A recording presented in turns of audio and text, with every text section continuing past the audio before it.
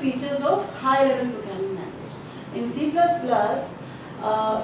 when you write the code in C++, you can write the code in the same way as you write in C. Only the syntax will change.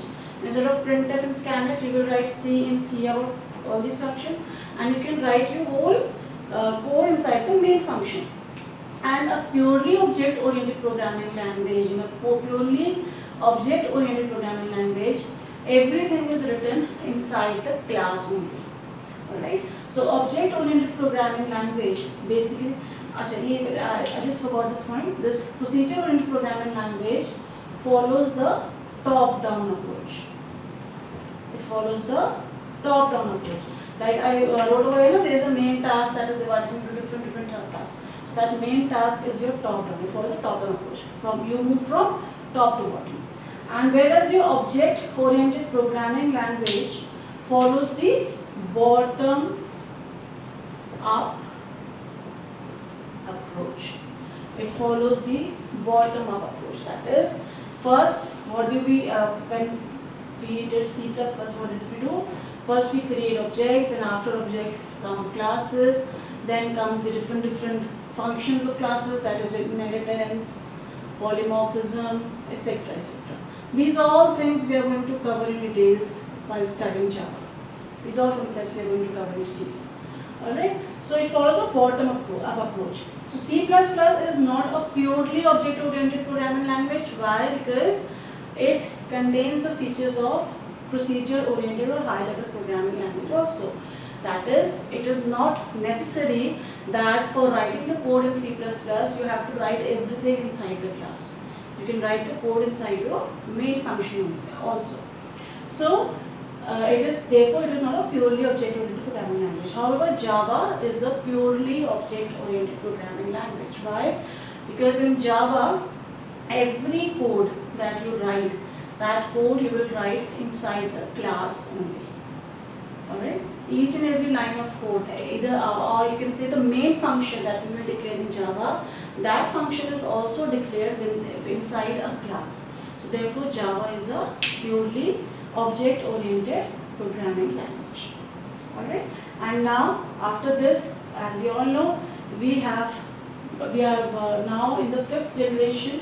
We are now in the fifth generation of programming language. I'll just type it over here.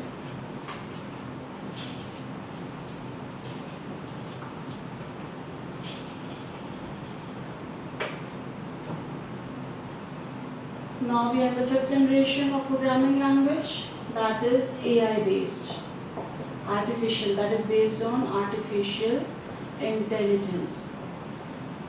And we all know that so lot of work is being done in this field now, whether we talk about neural networks or whether we talk about different fields of artificial intelligence, like you can say robotics or you can say clouds, etc. etc. Alright. Now let's move to our first topic of Unit 1.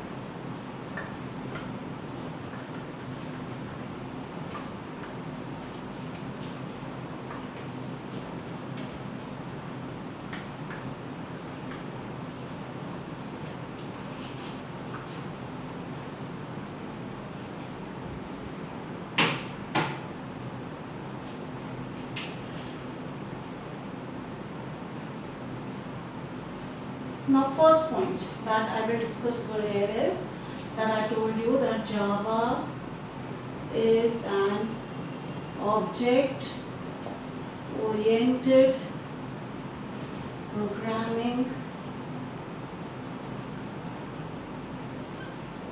language that was developed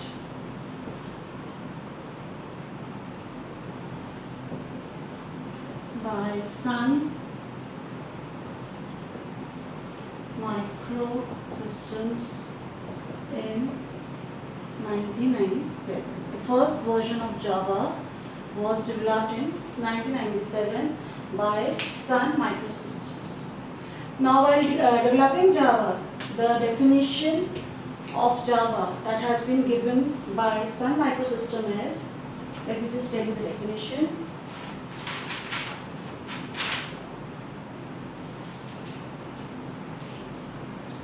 Java is simple, object-oriented,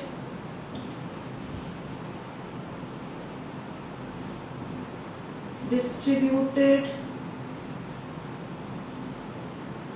interpreted, then robust, then next is your secure, architectural, neutral, portable, high performance,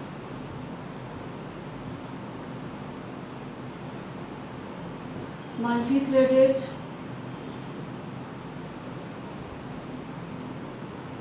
and dynamic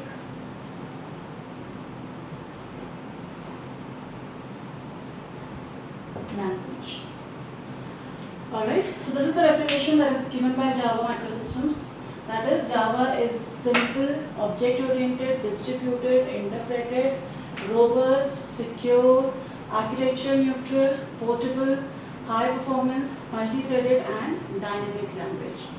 We will be discussing all these features one by one. So first I will discuss with you this feature, that is architectural neutral. What do we mean by architecture neutral?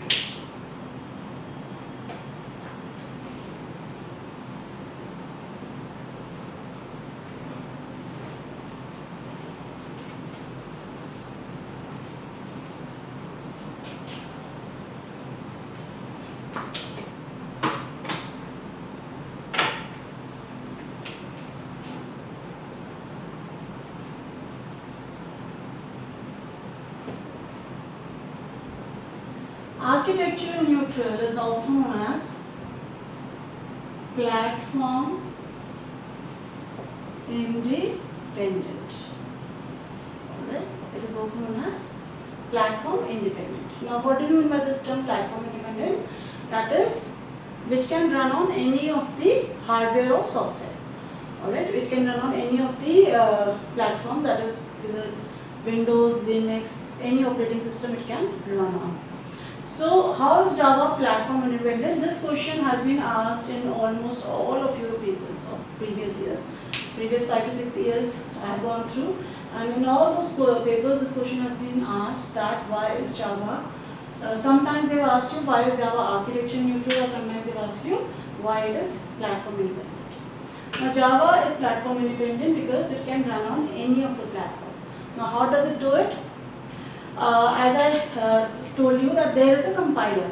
Alright, what is the function of compiler? It converts the code into executable code basically. It converts the native code into the executable code. How does it? Native code is the source code, you can see. How does it do it? It converts that code by converting that code into machine understandable language, and then that code is further converted into human understandable language. Alright. So, in Java has its own compiler. The source code, alright, the source code is the code that you write. A program, whatever you write, that is your source code. So, in Java, the source code is converted into intermediate code.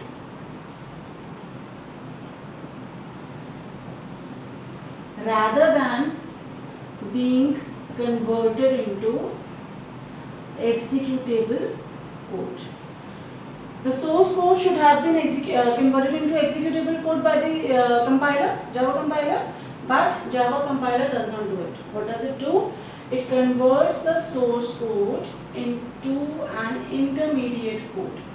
That intermediate code is, in other words, you can say that as a term, intermediate means the in between the code that comes in between the source code and executable code. That intermediate code is known as your byte code.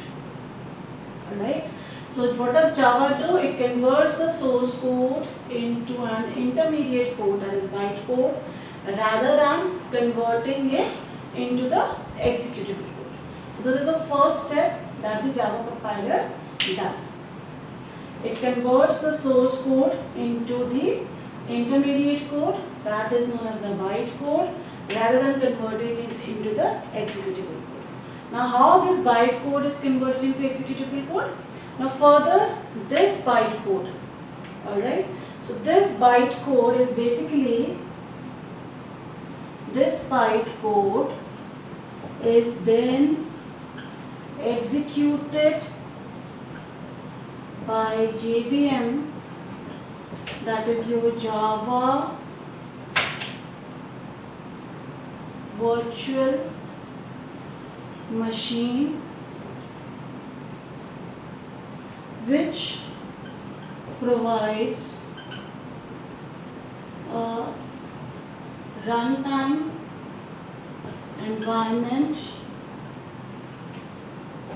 for Java programs to run. Alright, so basically this bytecode is the intermediate code which is executed by the Java Virtual Machine. It is executed by Java Virtual Machine. What is this Java Virtual Machine? It basically, this Java Virtual Machine, it provides a runtime environment for the Java programs to run. Means these programs will run on runtime. Now, how does the compiling takes place?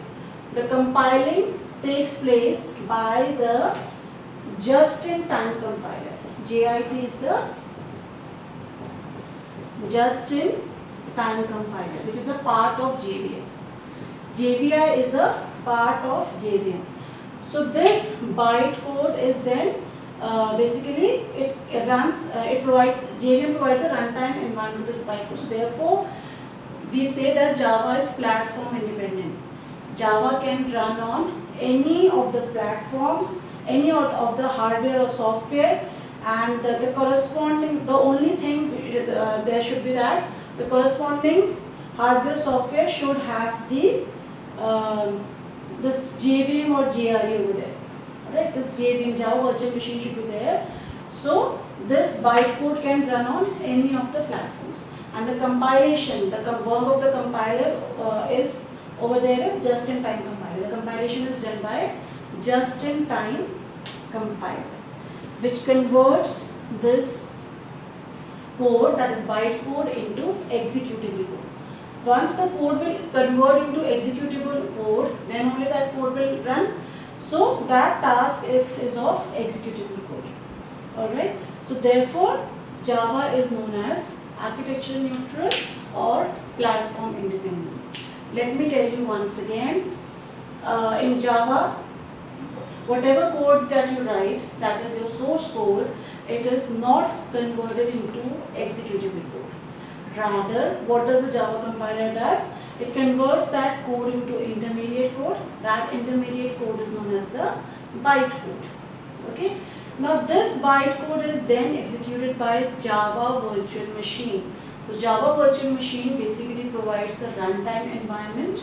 So that code will run on the, at runtime it can run on any of the platforms which is being there. It can run on any of the platforms. And this task is basically done by the just-in-time compiler. What task? The conversion of this bytecode into executable code. So this task is done by the just-in-time compiler. So this is the this question comes for 3 marks only, and this is the main steps that we follow, that while explaining that why Java is known as platform independent. Alright. We will discuss all these topics in details once our classes will start. Okay. I will explain all these topics to you with a PPT also. Then it will get more clear to you. Now, okay, this was one of the features of Java. Let me discuss in short some more features of Java with you.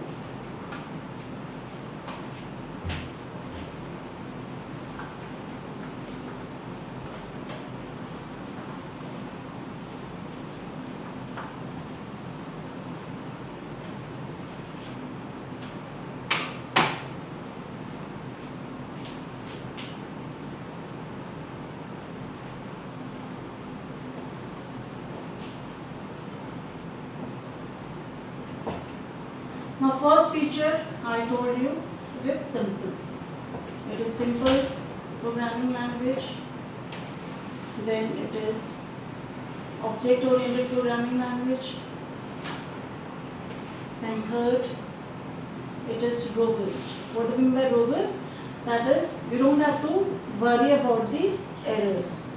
While doing the concept of exception handling, we will do the concept of exception handling. Most of the errors you will get automatically, you will know about the errors, that particular line will be highlighted. You will get to know about the errors, and most of the errors will automatically be cleared by Java only. This is known as robust. Therefore, it is known as robust.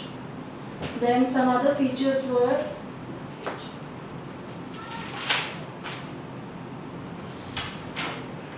multi-threaded,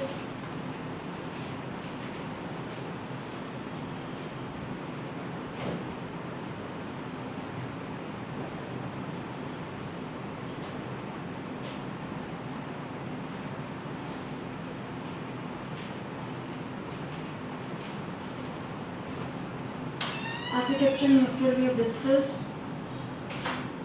Neutral. Then interpreted and high performance. Distributed.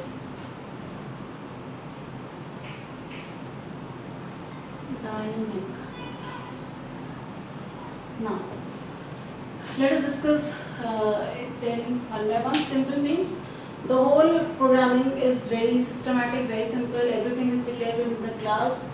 You don't use header files in Java. There are no header files. There is no concept of header files in Java. Alright. In next lecture I will discuss with you what all things are not there in Java, which were there in C++. Okay. Then it is object oriented. Everything is declared within the class. Either the main function is also declared within the class only. Robust. You don't have to worry about most of your errors. All those errors are rectified by Java itself. Multi-threaded. Multi-threaded means creating different threads. Multi means many. Threads are different programs. That is, you can run different programs and make your application more and more interactive. This is the concept that is multi-threaded. This concept also, the programming of this concept we will discuss in unit 1 only. Architecture neutral we have discussed, that is platform independent. Interpreted and high performance, obviously when it can run on multiple platforms, so it will be interpreted and the performance will also be high. Distributed, it uses the client server approach.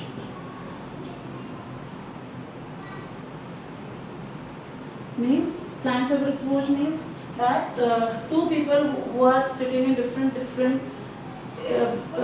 countries, suppose one person is sitting in India, another is sitting in US, they both can work on a same project which is being created in Java.